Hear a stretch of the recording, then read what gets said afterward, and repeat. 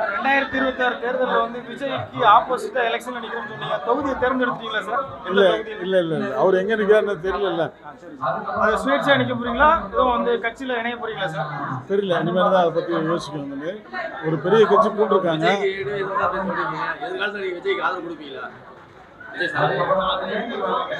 ஏற்று நிக்கிறேன்னு சொல்லியிருக்கேன். ஆதரவா என்னன்னு தெரியல. காலப்போக்கில் தெரியும். சார் நீங்க பிஜேபி கூட்டணியில சேர போறதா ஒரு தகவல் வருது. இல்ல இல்ல இது வரைக்கும் வரல. இல்ல அது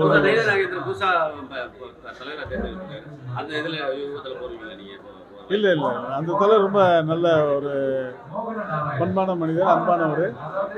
கண்டிப்பா அது கட்சியை நல்ல வழி நடத்துவான்னு நம்பிக்கை. வாய்ப்பு இருக்கு, போயிட்டு இருக்கு. இப்போ ஷூட்டிங் ஒரு 3 படம் போயிட்டு இருக்கேன். ஷூட்டிங் போயிட்டு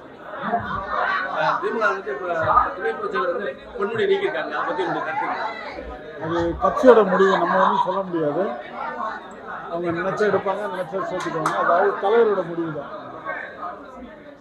சார் தொடர்ந்து பெண்கள் குறித்து அவதூறா வந்து பேசிட்டு இருக்காங்கன்னு வருது சார். நம்ம பொதுப்படையாக வந்து நீங்க சொன்னா இல்லையா, பெண்களுக்கு வந்து பாலியல் தொடர்பாக அதிகமான செய்திகள் வந்துகிட்டு இருக்கு. அதை பத்தி உங்களோட கருத்து என்ன சார்?